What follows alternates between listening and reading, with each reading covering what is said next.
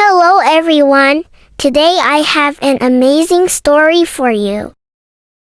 Princess Ruby lived in a palace where her parents gave her everything she asked for. Her favorite plaything was a golden ball. She loved the way it sparkled in the sunshine when she threw it in the air. One day she was playing in the garden with the ball when, plop! It fell into a deep pond. "Oh no!" she cried, "my beautiful ball," and burst into tears. "What's the matter?" a croaky voice said. Looking round, she caught sight of a little green frog sitting on a stone by the side of the pond. "My beautiful golden ball," she sobbed. "It's fallen in the water and I can't reach it because it's so deep. What can I do?" "I can get it for you if you like," said the frog. "But what will you give me in return?" "Anything," said Princess Ruby. "I will give you all my jewels if you like." "What I really want," said the frog, "is to be your best friend. I want to eat from your plate, drink from your cup and sleep in your bed." "Of course," said Princess Ruby, willing to promise anything to get back her ball. "Before I get you the ball, will you promise?" "Yes, I promise. Now please hurry up." The frog dived into the water and disappeared beneath it. Princess Ruby watched anxiously from the bank.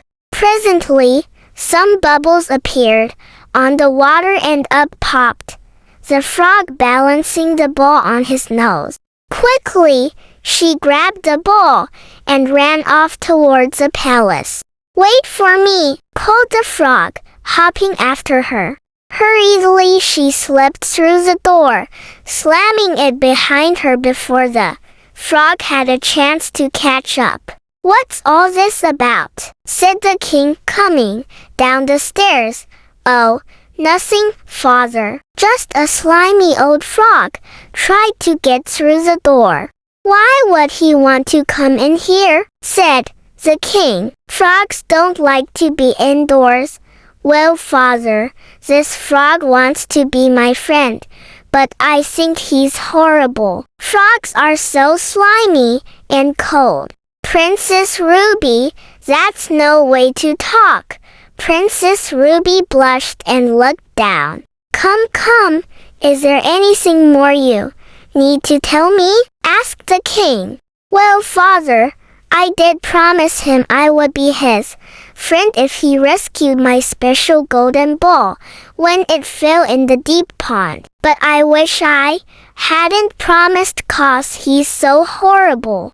"My dear child," said the king, "a promise is a promise. Haven't I always told you never to make a promise you couldn't keep?" "But father..." "No, my dear, you must learn. Let the frog in now and do everything you said you would." Reluctantly, Princess Ruby opened the door, and the frog hopped in. That evening, when it was time for dinner, Princess Ruby left the frog sitting on the floor. Lift me up, he cried, "so that I can eat from your plate and drink from your cup." Princess Ruby tried to ignore him, but then she saw that the king was watching her. "Oh, very well then, if you must," and she bent down and lifted the frog onto the table. "Yuck," she said as she wiped her hands on her skirt. The frog was so slimy. The frog enjoyed her food and drink as he ate from her plate and drank from her cup. But Princess Ruby didn't eat or drink anything at all. In fact, she felt quite sick. Thanks for watching, and wait for the second part. And don't forget to subscribe.